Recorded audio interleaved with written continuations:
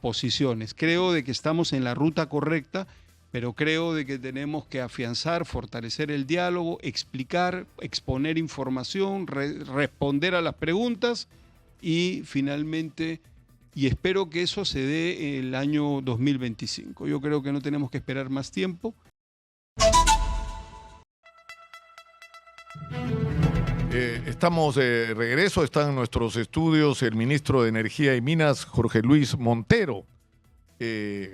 Jorge Luis, muchas gracias por estar acá.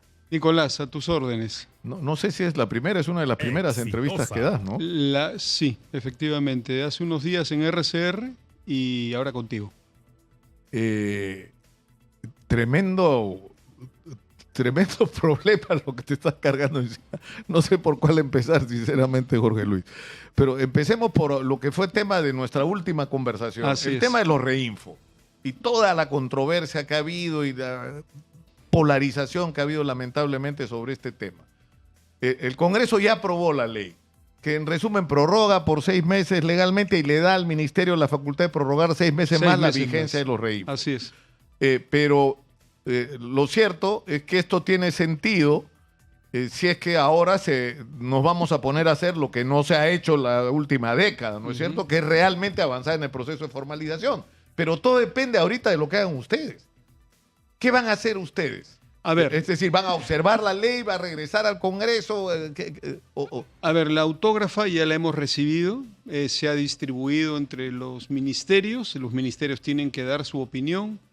El MINEM, que es el ministerio rector en estos temas, ya hemos manifestado claramente en el Consejo de Ministros y públicamente de que no observamos la autógrafa e invocamos a los otros ministerios, a mis colegas, de que después de revisar las cosas, también nos acompañen en la idea de no observar la autógrafa para poder tomar esos 6 meses y trabajar de una manera concertada con la Comisión de Energía y Minas del Congreso, con los gremios de la pequeña minería y minería artesanal, con la Sociedad Nacional de Industrias y con nosotros. Con la Sociedad Nacional de Minería.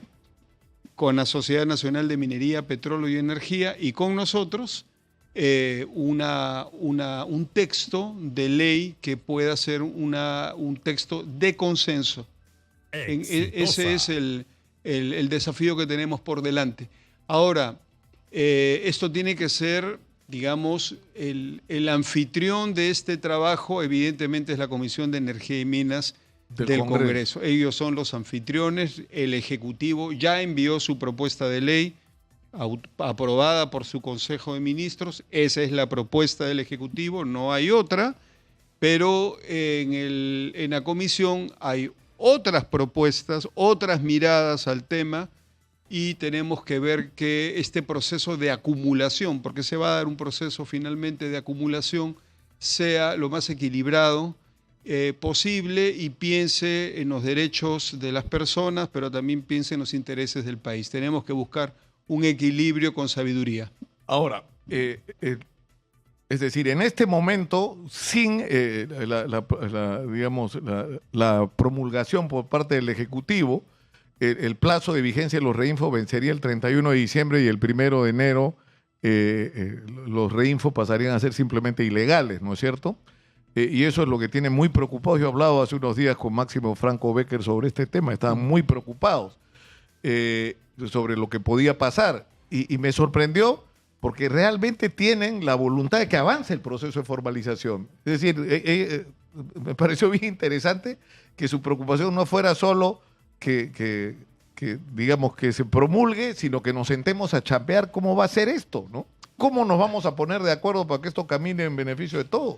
Mira, lo primero de lo que me he preocupado, o mejor dicho, me he ocupado, es en conversar con la Confemín. Ellos han estado en el ministerio, los he recibido en mi despacho, hemos conversado ampliamente de sus temas, sus preocupaciones. También lo hemos hecho con AFENAMARPE, que es otra organización importante. Creo que con las dos organizaciones hemos llegado a un entendimiento en el sentido que tenemos que trabajar arduo los próximos 6 meses que corren a partir de la promulgación de la ley, en coordinación con la Comisión de Energía y Minas, en coordinación con la Sociedad Nacional de Minería, Petróleo y Energía, y con nosotros, los técnicos y rectores de la política, para poder sacar adelante algo que sea realmente una nueva ley de la pequeña minería y minería artesanal de consenso. Hay, digamos, entendemos de que este es un ejercicio técnico, jurídico, político. Eso está claro. Entonces tendremos que encontrar los equilibrios cediendo un poco por aquí, aceptando un poco por allá, como debe ser en una democracia, y creo que en eso estamos claros. Ayer me reuní con la Sociedad Nacional de Minería, Petróleo y Energía. Tuve una reunión también en el ministerio con ellos y están en la misma línea, entienden de que ese es el trabajo, eso es lo que hay que hacer y están dispuestos a participar. Pero eso es bueno, ¿no? Eso es muy bueno. Eso es muy bueno. Crea un clima distinto al que lamentablemente hemos tenido los últimos 2 meses. Ahora, uno de los temas que se ha discutido es que tú no puedes partir de trabajar el tema de los reinfo y del proceso de formalización si no tienes en realidad mapeada la realidad. Es decir, se han inscrito como 90.000, ¿no es cierto? Pero ¿cuál es la realidad? ¿Cuántos realmente están operativos? Hay algunos que sacaron reinfo y están muertos. Hay otros que sacaron el reinfo pero están ubicados en zonas donde simplemente no es posible el desarrollo de la minería porque son zonas intangibles, ¿no es cierto? Así es. Y eso tendría que depurarse esa lista, ¿no es cierto? ¿Cómo se va a manejar eso? Bueno, en algún momento hablamos de un censo, sí. Pero tú decías, ¿no? Es bien complicado. Vamos a conversar ahora desde el ministerio. En mi última entrevista contigo era un técnico ex viceministro que hablaba de estas cosas y ahora soy el ministro del sector. Entonces tenemos que poner manos a la obra y todo lo que conversamos se tiene que hacer realidad de alguna manera. Vamos a coordinar con el INEI para ver si el próximo año de alguna manera podemos adelantar información en el contexto del Censo Nacional de Población y Vivienda. No va a ser una información completa porque son de naturaleza distinta, pero ya podríamos ir levantando alguna información al respecto. Por otro lado, hay 2 registros que tienen que ser depurados. El registro, el reinfo propiamente dicho, y el RECPO, que es el registro de comercializadores y procesadores de oro. Esos 2 registros tienen que ser depurados y tenemos que tener la capacidad de hacer verificación de campo, porque si no, volvemos ahora lo que es un punto a la información imprecisa. Claro, lo que es un punto a favor y que un ingeniero de minas me llamó la atención que trabaja, ¿no? en este mundo, me dijo, la ventaja que tienes es que la gente está organizada, me dice. O sea, hay reinfos que en Confemín hay más de una organización que es realmente representativa, o sea, tienen a miles de reinfos agrupados. Entonces eso te puede facilitar el proceso, o sea, la colaboración con los reinfos organizados te puede acelerar el proceso de depuración de las listas, ¿no? Una articulación que ya he solicitado y que tiene la mayor importancia es una próxima reunión que voy a tener con el congresista Paul Gutiérrez, que es el presidente de la comisión. Con él y con las personas que él desee hacer participar en esa reunión. Tenemos que coordinar bien las reglas del diálogo y de las articulaciones y de las discusiones técnico-jurídicas que se tienen que dar en el contexto de la comisión. Esa solicitud ya la he requerido, espero respuesta en las próximas horas para tener una reunión con él y con su equipo técnico y ponernos de acuerdo sobre eso. Sobre ese detalle. Sobre ese detalle que es fundamental, porque justamente la sociedad decide retirarse de la reunión. Porque de alguna manera sintieron que les estaban intentando imponer una visión, digamos, que ellos no comparten. Entonces, estoy seguro que eso ha sido, digamos, un teléfono malogrado, espero aclararlo con el congresista el presidente de la comisión, Paul Gutiérrez, y aclarar el punto y seguir adelante. Ahora, digamos, el primer reto es saber exactamente cuántos son y dónde están los reinfos, ¿no es cierto? Pero de ahí viene un segundo capítulo, hay zonas que son intangibles y eso yo creo que eso está fuera de discusión. No se puede permitir minería en zonas donde... Fuera de discusión. Primer capítulo. Segundo capítulo, no se puede permitir minería que haga uso de sustancias que puedan implicar un grave daño. Como el mercurio. ¿No es cierto? Ya. En segundo lugar, hay mineros que están operando en zonas que en realidad no están concesionadas. No sé cuántos son, ¿no? Pero entiendo que hay. Ahí el problema va a ser menor, porque lo que hay que hacer es formalizar. Así es. Cómo le otorgas la concesión a la gente que ya la está explotando. Pero el nudo grandazo, ¿no es cierto? El gran problema es la cantidad de mineros en proceso de formalización que están operando sobre concesiones ajenas. ¿No es cierto? Así es. Y ahí la discusión en realidad no es tan complicada, porque si hay un entendimiento, el entendimiento es ya, tú operas sobre mi concesión, dice el titular, el área sería esta, la determinada, y hacemos una transacción por la cual tú, por la explotación de ese mineral, me tienes que pagar una cantidad de dinero o me vendes el mineral, no sé, alguna fórmula. ¿Qué fórmula han pensado ustedes? Porque ese ha sido el origen del conflicto. ¿Eh? Sí. Ese ha sido el origen del conflicto. A ver, nosotros pensamos de que es una transacción entre privados que debe contar con la participación del Estado, del sector. Tienen que haber criterios que unifiquen la manera como esta transacción entre privados se debe dar. Uno de los problemas que existe es que hay relaciones entre titulares de concesiones y mineros informales que no están documentadas, son de palabra.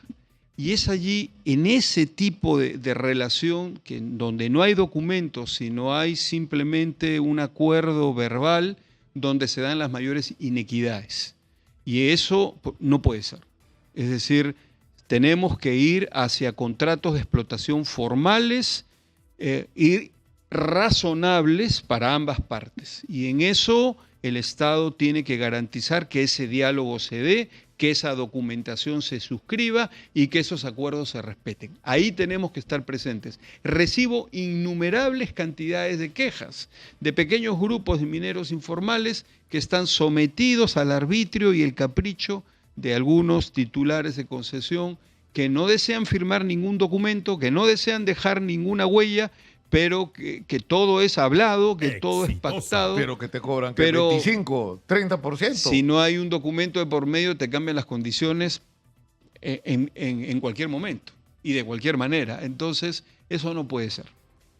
Ahora, pero eso va a suponer, porque esto es bien importante, ¿no? O sea, la voluntad no solo individual de cada, tú dices, esto es un trato entre privados, o sea, tienes mineros informales que están explotando sobre una concesión que no es suya y el titular de la concesión, o sea, de lo que se trata es que se pongan de acuerdo de manera razonable, correcta, justa, para hacer algo que el país necesita, que es que ese mineral que está enterrado salga, ¿no es cierto? Y se ponga en términos formales en el mercado. En el mercado. Ahora, eso supone no solo la voluntad del titular de la concesión, individualmente, ¿no es cierto? Esto debería ser una política como institución por parte de la Sociedad Nacional de Minería, que esa sea la voluntad expresa y digamos, no es la mejor expresión, la consigna, digamos, vamos a hacer esto como Sociedad Nacional de Minería, vamos a buscar acuerdos y establecer incluso parámetros, Jorge Luis.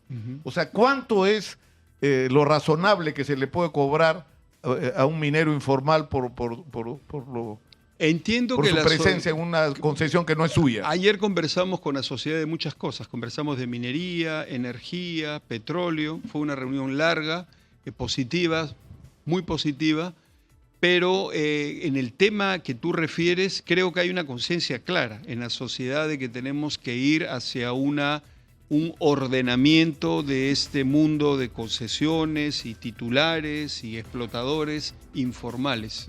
Hay una claridad ahí. Jorge Luis, tenemos que ir a la pausa. Estamos con el ministro de Energía.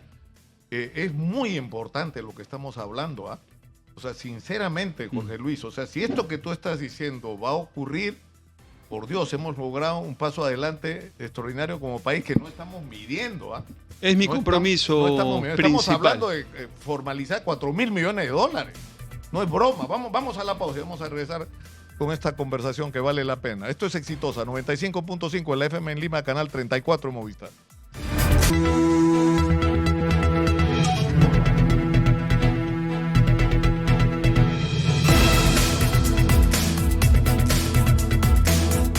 Estamos en Exitosa, la voz que integra el Perú, 95.5 de la FM en Lima, canal 34 de Movistar. Soy Nicolás Lúcar, esto es Hablemos Claro.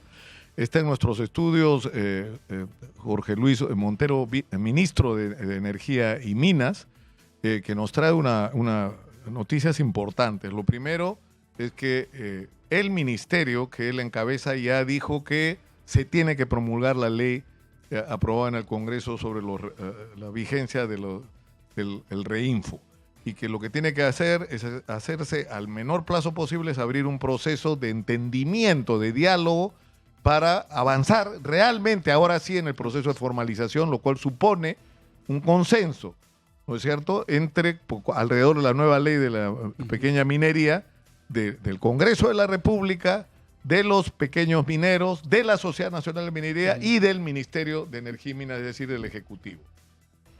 Había una situación de tensión, Jorge Luis, en los últimos días. La Sociedad Nacional de Minería se anunció que se retiraba del diálogo de la ley en el Congreso, pero tú has estado ayer con la gente de la Sociedad Nacional de Minería y se puede crear un clima distinto, ¿no es cierto? Yo pienso que sí. La sociedad ha dado un paso al costado porque entendió de que lo que le estaban poniendo encima de la mesa era un tema, digamos, cerrado y sin mayores diálogos. Y eso evidentemente les sorprendió y decidieron retirarse, pero no es una decisión definitiva, es una decisión que será reevaluada en la medida en que las condiciones cambien.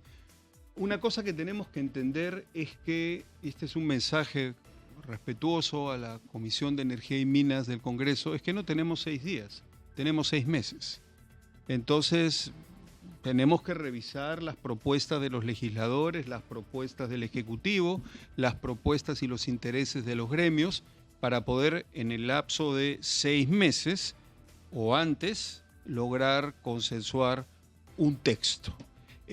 No son 6 días, es decir, no hay ninguna razón para apurar nada. Lo único que es urgente es que el Ejecutivo promulgue, ¿no es cierto? Si el Ejecutivo promulga, se abre la ruta para que esto se lleve. Eso es importante. Y si hay voluntad, yo creo que los plazos se van a cortar, ¿no es cierto? Los plazos se van a cortar porque... Si hay convergencia, por supuesto que sí. Y eso es fundamental. Y eso lo buscamos. Ahora, digamos, yo creo que es muy importante que la agenda empiece a cambiar de la discusión si los reinfos son delincuentes o no, que me pareció tremenda, pero en fin, no quiero ni hablar de eso para no echar leña al fuego y resucitar heridas, pero digamos, estamos cambiando el eje de la discusión. La discusión es cómo vamos a hacer para formalizar a la pequeña minería. Así es. Esa es la discusión, y donde cada uno tiene que intervenir. Y por supuesto va a ser tenso por momentos y hay que manejarse con inteligencia, con serenidad y pensando en el beneficio de todos y sobre todo del país. Porque, insisto, lo que el país necesita es que el mineral que está enterrado se desentierre, por Dios, y se ponga en valor, porque eso nos va a cambiar la vida a todos. Ahora, el otro tema, Jorge Luis, es qué va a pasar con los grandes proyectos mineros. O sea, habla de ¿qué? 51 mil millones de dólares en proyectos mineros esperando. Entonces, ¿cómo tu ministerio va a enfrentar este tema? A ver, aquí hay 2 temas en los que además coincidimos con el ministro de Economía y Finanzas. Hay 2 temas que se tienen que fortalecer y trabajar. Uno es el ambiente de seguridad jurídica y seguridad ciudadana. Digamos, alteraciones en ese sentido evidentemente generan una enorme incertidumbre y las inversiones se ralentizan porque por la desconfianza, no claro, hay una la estabilidad política y encima el clima de inseguridad. Eso es claro. El otro tema es que hay una normativa que necesita ser revisada y simplificada. En el sistema debemos integrar la interoperatividad al interior del ministerio y entre el ministerio y los otros órganos del Ejecutivo que están relacionados a la toma de decisiones se deben integrar en un sistema. Estamos en ese esfuerzo. Tenemos recursos financieros que están orientados a que la ventanilla única digital realmente logre la interoperatividad con otros sectores y al interior del sector energía y minas, que fluya la información en los formatos correspondientes y simplificados. Eso está muy claro y eso es crítico. He manifestado de que es también una prioridad del Ministerio impulsar los grandes proyectos de inversión minera, especialmente, sin menoscabo de ninguno, pero poniéndole especial énfasis a los proyectos del cobre. El cobre es un mineral que tiene un futuro y una trascendencia mundial en el cambio de la matriz energética, en la electromovilidad, y hay un déficit ya pronosticado en los stocks y en los inventarios internacionales de cobre.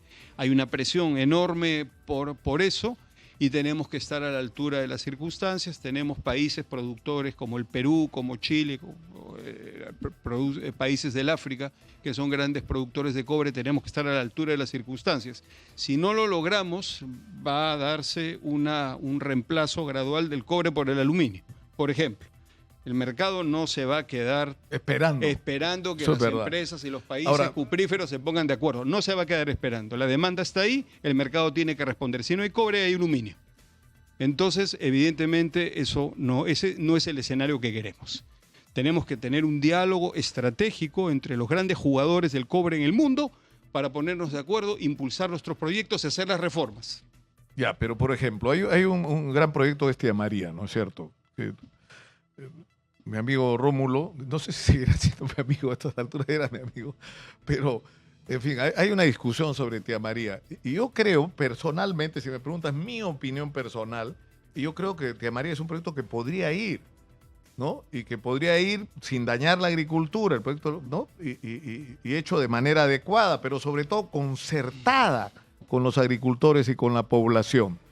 Pero yo creo que los agricultores y la gente del Valle del Tambo tiene que ser tratada con respeto, tiene que ser escuchada, porque sus razones no son locas, y están preocupados en serio por el futuro de lo que ha sido su fuente de vida por décadas, que es la agricultura. Y encima sale el informe de UNOPS diciendo que el estudio está lleno de errores y de peligros para el valle. Y cuando ellos protestan, muere gente, y su dirigente más importante, que era el dirigente de la Junta de Usuarios de Riego por es un señor agricultor. Está preso, acusado como si fuera un criminal. Entonces, en ese contexto no estás creando el clima adecuado para un diálogo razonable, que finalmente es un diálogo técnico. ¿Bajo qué condiciones sería posible que el proyecto se desarrolle sin dañar la agricultura? No es tan difícil la discusión. Nicolás, este proyecto en la cuenca del río Tambo, Tía María, es un proyecto emblemático en el sentido de que con este proyecto tenemos la oportunidad de retomar temas, retomar estrategias y retomar formas de diálogo que lleven a soluciones concretas. Creo de que necesitamos revisar y necesitamos reimpulsar los mecanismos de diálogo y concertación. Me parece que hay una sensación y un deseo en los dirigentes y en las autoridades de la zona del río Tambo de tomarse en serio y plantearse en serio la posibilidad de tener un proyecto minero de esa envergadura que traiga beneficios y desarrollo al territorio. Creo, porque estoy conversando con algunos de ellos, creo de que hay ese interés, estratégico, que me parece muy interesante, pero por supuesto requieren de ciertas salvaguardas, ellos requieren ciertas seguridades para dar ese paso y poder darle la bienvenida a ese proyecto sin mayores obstáculos y sin mayores oposiciones. Creo de que estamos en la ruta correcta, pero creo de que tenemos que afianzar, fortalecer el diálogo, explicar, exponer información, responder a las preguntas y finalmente... Y espero que eso se dé el año 2025. Yo creo que no tenemos que esperar más tiempo.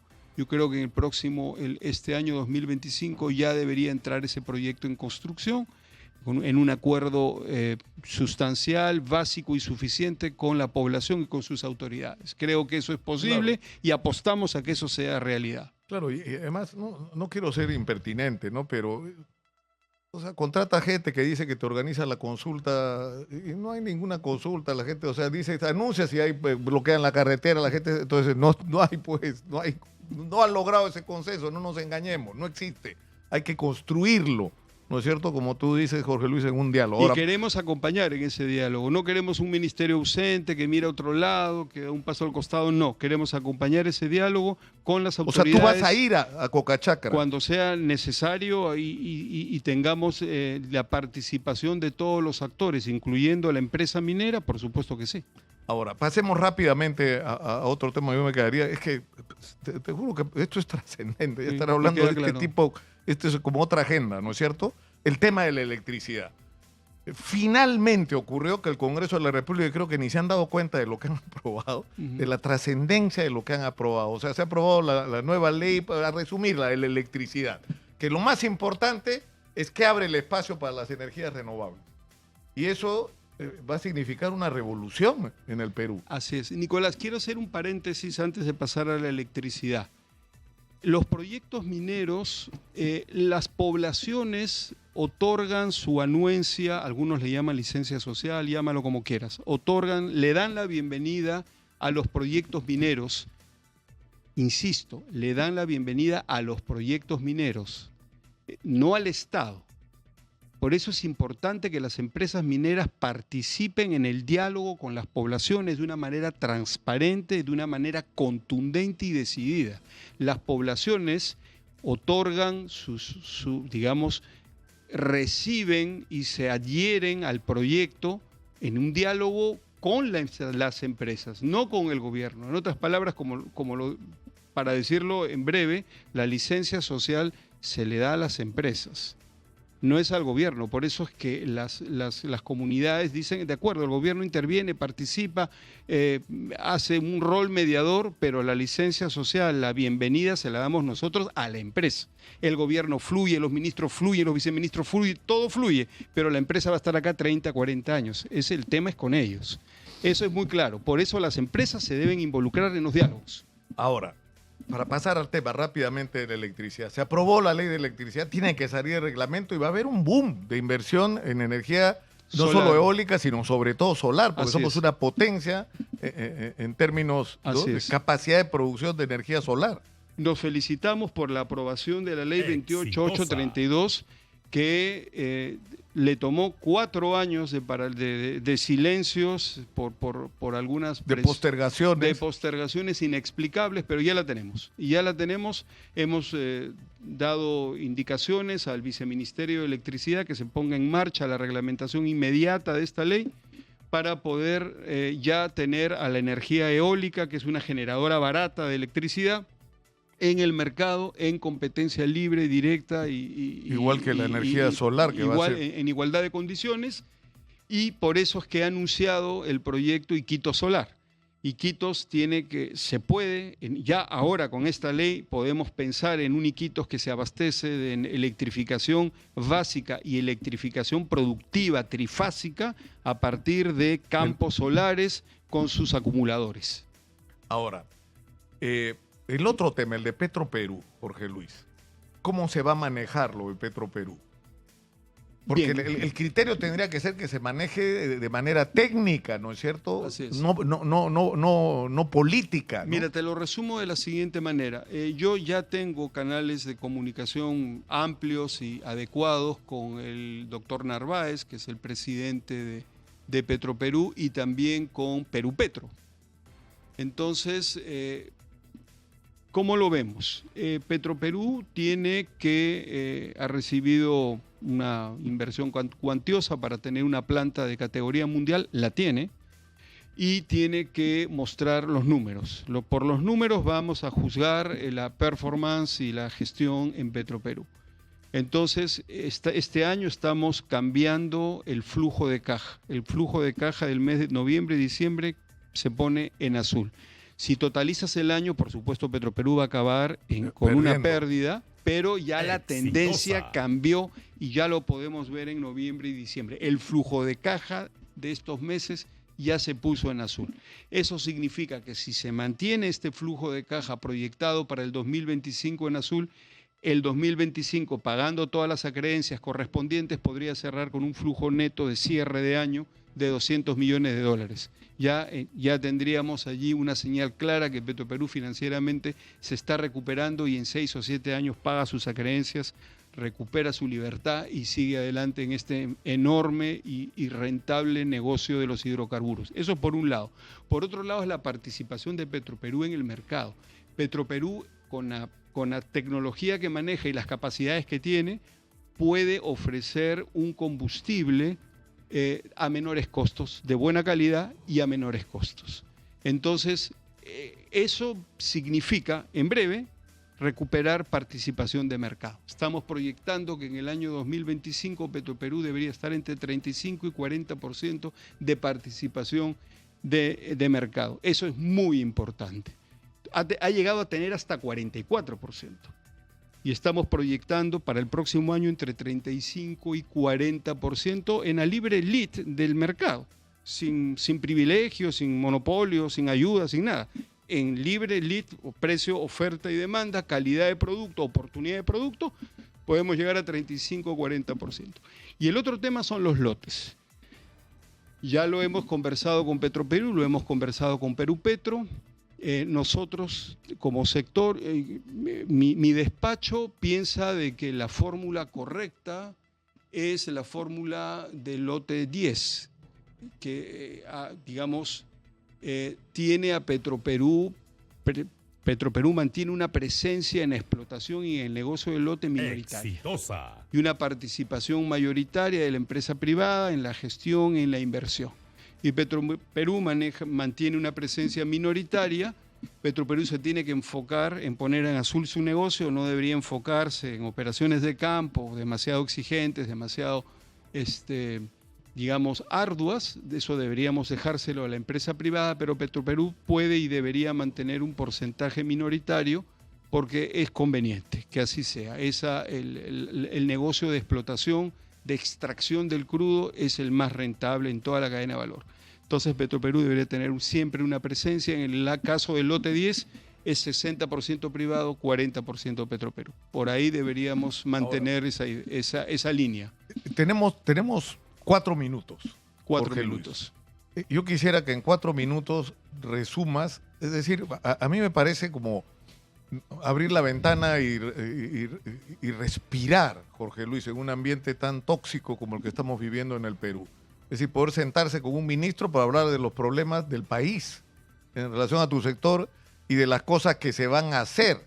Entonces, ¿qué es lo que tú pretendes hacer? Es decir, ¿qué es lo que pretendes lograr? ¿En qué momento tú te dirías, ya estoy satisfecho por lo que he hecho y lo que puedo aportar como técnico, como alguien que sabe el tema? Te lo digo en 3 minutos. Tengo 9 puntos que te los planteo rápidamente. En minería tenemos que sacar la ley y su reglamento, en coordinación con el Congreso y con las fuerzas involucradas en este asunto. Ley y reglamento. Ojo. Hay leyes que duermen el sueño de los justos porque nunca se sacaron reglamento. Muy mal. Listo.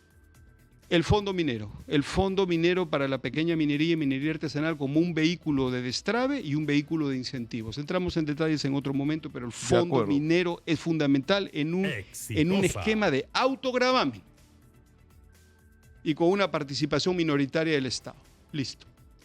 Reglamento del cierre de minas. Necesitamos cierres de minas impecables. Tenemos que bajar la mochila, la leyenda negra de la minería. Eso no puede ser. O sea, que se cierra la mina y que se pudra la gente. O sea, eso no debe seguir ocurriendo. Nunca más. Tenemos que tener un reglamento adecuado a la ley que se logró en el año 2021. Impulsar grandes proyectos del cobre y la formulación de la política nacional multisectorial de minería. Eso hay que hacerlo porque los ministerios existen para regentar políticas y el Ministerio de Energía y Minas no tiene política. Entonces es inobjetable. Eso es minería. Eso es minería. Hidrocarburos. Viabilizar y fortalecer Petroperú. Ya lo hemos comentado, podemos entrar en detalles cuando gustes. Masificación del gas. Ayer hemos coordinado muchas horas con Perú Petro. Masificar el gas significa, paso 1, aumentar las reservas inferidas, probables y probadas. Si no tenemos gas, ¿qué masificamos? Tenemos que aumentar reservas. Tercer punto, desarrollar la petroquímica del sur. Estamos en diálogo con la Pluspetrol, que es el que vende la molécula. No va a ser la petroquímica Pluspetrol, pero es el que vende la molécula a quien haga la petroquímica. Estamos articulando, vamos a lanzar la producción de urea en el sur. Fundamental para la agroexportación y para la agricultura peruana. 3 cosas en hidrocarburos, 3 cosas en electricidad. Electrificación rural 2.0, ya no solamente electrificación básica, electrificación productiva, electrificación trifásica. 2, fortalecimiento y optimización del servicio de las empresas públicas distribuidoras de energía eléctrica en las distintas regiones. Una ejecución presupuestal malísima, unas quejas del usuario permanentes. Yo tengo que entender que cada director, que cada presidente de estas empresas me explique qué está pasando, dónde están las oportunidades de mejora y dónde hacemos los cambios. Pero tienen que funcionar bien. Y el proyecto Iquitos Solar. Iquitos Solar. Ese es mi compromiso. Casi nada.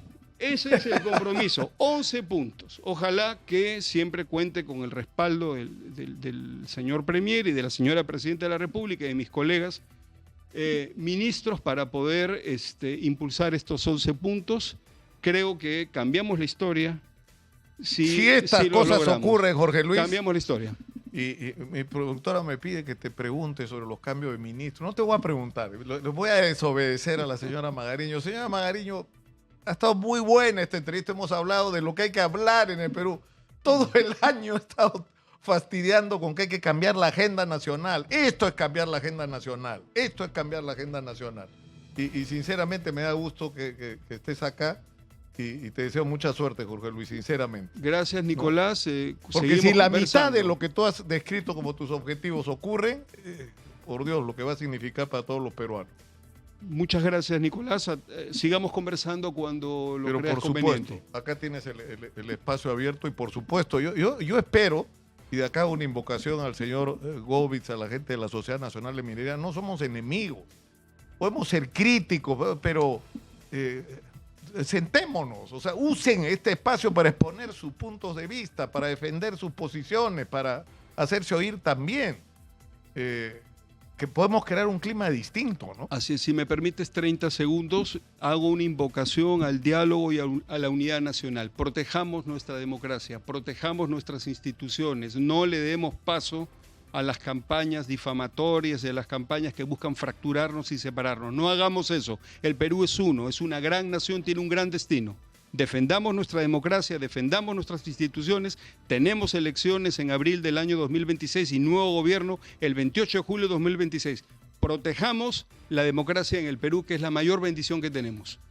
Muchas gracias, Jorge Luis, por estar con nosotros. Mi productora quiere que haya bronca. No va a haber bronca, señora Magariño. No va a haber bronca. Muchas gracias, Jorge Luis.